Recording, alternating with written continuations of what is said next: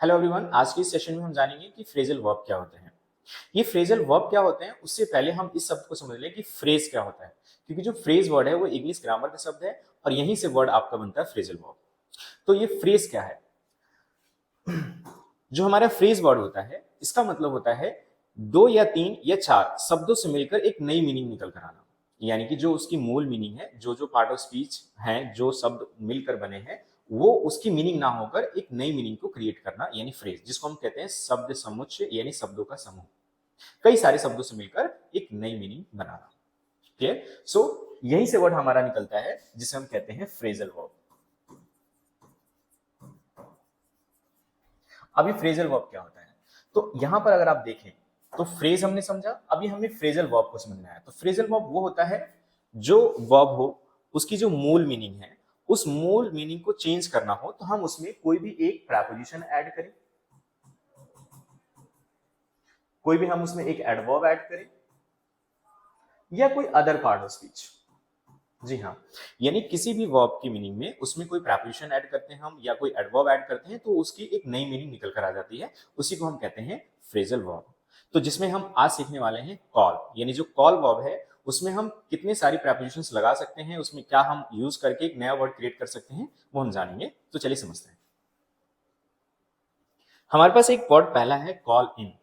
जैसे ही हम कॉल के साथ इन लगाते हैं तो इसका मतलब हो जाता है टू सेंड फॉर या टू समन।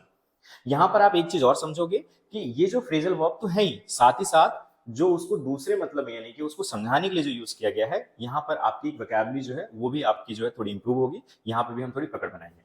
ठीक है? सो अगर हम ध्यान से देखें तो कॉलिंग का मतलब होता है टू सेंड फॉर, या हम यूं कह सकते हैं to summon. To send for या टू समन क्या होता है ये हम समझते हैं। देखिए, टू सेंड फॉर समन का मतलब होता है किसी को बुलावा देना, किसी को बुलावा भेजना। तो जैसे एग्जांपल के तौर पे he has been called in by the court, यानी उसे कोर्ट के द्वारा बुलावा भेजा गया है, यानी कोर्ट ने उसको बुलाया है। क्लियर?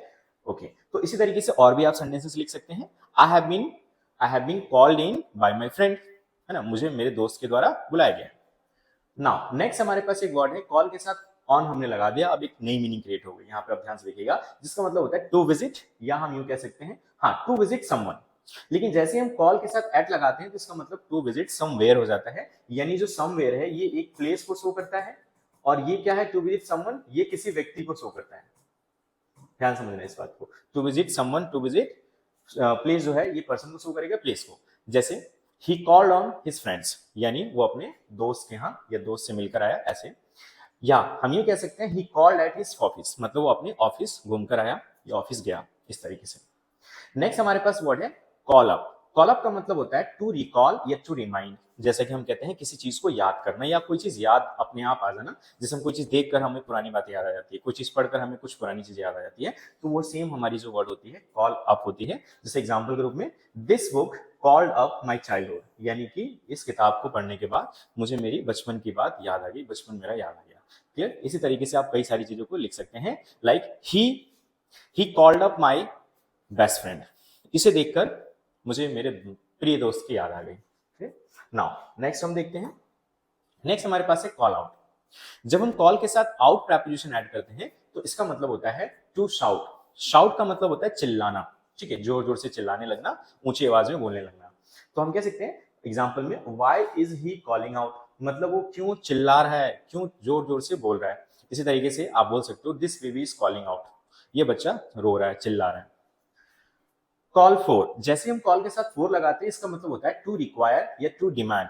जैसे success calls for hard work, यानी जो सफलता है वो क्या डिमांड करती है, हार्ड वर्क डिमांड करती है। ठीक है? तो कभी भी कोई चीज डिमांड करने के रूप में, या फिर हम ये कह सकते हैं जिसमें जिस चीज की जरूरत है वहां बताएं तो हम कह सकते हैं call for. Call off, to cancel. जी हाँ, जब किसी चीज को रद्द करना हो, कैंसिल करना हो, तो उसके लिए हम यूज कर सकते हैं कॉल ऑफ। ध्यान रखिएगा इसमें एफ सिंगल नहीं है, डबल एफ है। क्लियर? जैसे today's match was called off, यहाँ पे डबल एफ होगा, called off due to the bad weather, यानी कि आज का मैच जो है कैंसिल कर दिया गया बैड वेदर की वजह से। नेक्स्ट हम देखते हैं call upon, to demand, to appeal. जैसे कि हम कॉल अपॉन जैसे ही लगाते हैं, यहां पर अपॉन जो है प्रेपोजिशन है, टू डिमांड यानी कि किसी चीज की डिमांड करना, अपील मतलब किसी चीज को आप ऊपर तक लेकर जाना।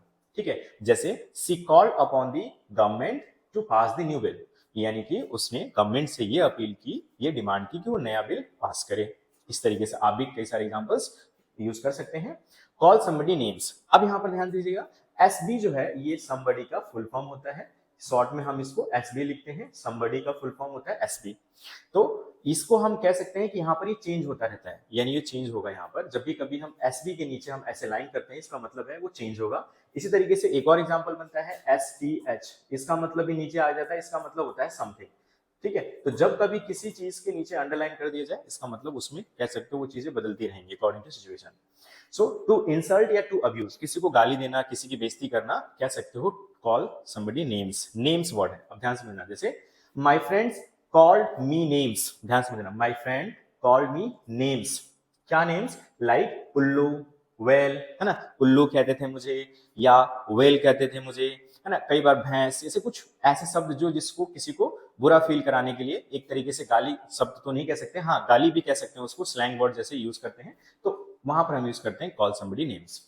नेक्स्ट हमारे पास वर्ड है कॉल इट अ डे, इसका मतलब है टू स्टॉप प्रोसीडिंग, मतलब जो चीजें चल रही है प्रोसेस में है उसको क्या करना, रोक देना, वहीं पे स्थगित कर देना।